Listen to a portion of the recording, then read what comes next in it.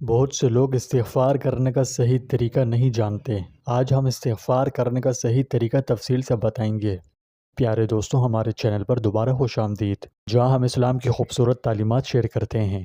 ہم میں سے بہت سے لوگ استغفار کے ذریعے اللہ سے معافی مانگتے ہیں، لیکن کیا آپ جانتے ہیں کہ استغفار کرنے کا ایک صحیح طریقہ ہے جس سے اس کے زیادہ سے زیادہ فوائد حاصل کیے جا سکتے ہیں؟ آج ہم استغفار پڑھنے کا صحیح طریقہ دریافت کریں گے، اور یہ کہ یہ ہمارے دلوں کو کیسے صاف کر سکتا ہے، ہمارے بوجھ کو کیسے ہٹا سکتا ہے، اور ہمیں اللہ سبحانہ و تعالیٰ کی رحمت کے قریب کر سکتا ہے۔ آئیے اس بات کو سمجھ کر شروع کریں کہ استغفار کا اصل مطلب کیا ہے اور اسے صحیح طریقے سے کیسے پڑھا جائے۔ استغفار کا مطلب ہے اللہ سے معافی مانگنا۔ یہ صرف الفاظ نہیں، بلکہ ہمارے خالق سے دلی التجا ہے کہ وہ ہمارے گناہوں کو مٹا دے اور ہم پر رحم کرے۔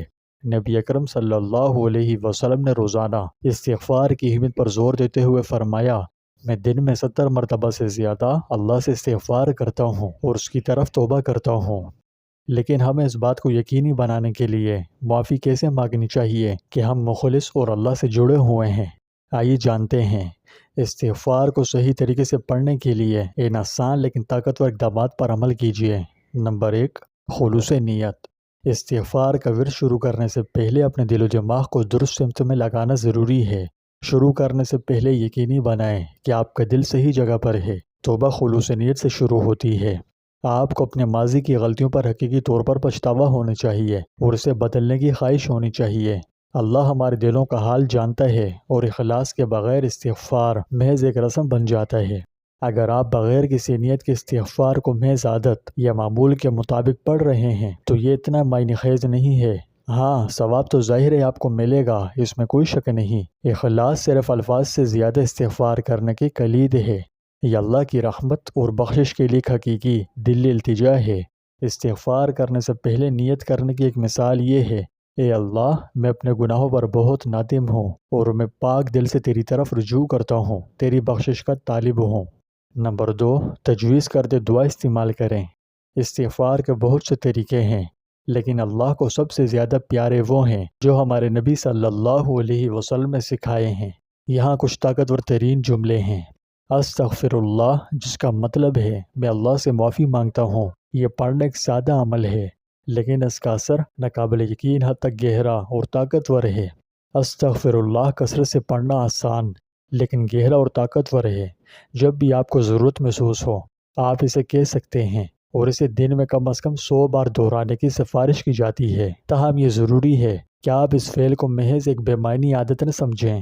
تکرار کا خودکار ہونا آسان ہے، جہاں آپ الفاظ کہتے ہیں لیکن ان کے معنی پر صحیح معنوں میں توجہ نہیں دیتے۔ اس کے بجائے جب بھی آپ استغفر اللہ کہیں، ایک لمحے کے لیے توقف کریں، اپنے گناہوں پر غور کریں اور اللہ سے معافی مانگنے کا وزن محسوس کریں۔ اس طرح استغفر اللہ پڑھنے کا عمل بامعنی ہو جاتا ہے، اور آپ اسے کرتے ہوئے اللہ سے حقیقی تعلق محسوس کریں گے۔ اس کے علاوہ اور بھی بہت سے الفاظ ہیں، جیسے سید الاستغفار۔ ہمارے پیارے نبی صلی اللہ علیہ وسلم نے ہمیں سید الاستغفار کے نام سے خاص دعا سکھائی ہے، جو استغفار کی بہترین صورت سمجھی جاتی ہے۔ صبح و شام اخلاص کے ساتھ اس کا ورد کرنا ہماری زندگی بدل سکتا ہے۔ نمبر 3، استغفار آہستہ اور سوچ سمجھ کر پڑھیں۔ استغفار پڑھتے وقت اپنا وقت نکالیں، جلدی نہ کیجیے۔ ہر لفظ پر توجہ دیں اور یاد رکھیں کہ اللہ آپ کی سن رہا ہے۔ توقف کریں اور اپنے گناہوں پر غور کریں۔ عاجزی کے ساتھ اللہ کی رحمت تلاش کیجیے۔ دھیرے دھیرے استغفار کرنے سے دل میں اخلاص بڑھتا ہے۔ نمبر 4، استغفار کو اعمال کے ساتھ جوڑیں۔ حقیقی استغفار صرف الفاظ کہنا نہیں بلکہ عمل کرنا بھی ہے۔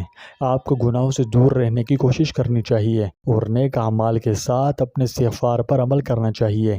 جب ہم معافی مانگتے ہیں تو اللہ بہت پسند کرتا ہے، لیکن جب ہم خود کو بہتر بنانے کی کوشش کرتے ہیں تو وہ اور بھی زیادہ پسند کرتا ہے۔ رسول اللہ صلی اللہ علیہ وسلم نے فرمایا، برائی کے بعد نیکی کرو، وہ اسے مٹا دے گی۔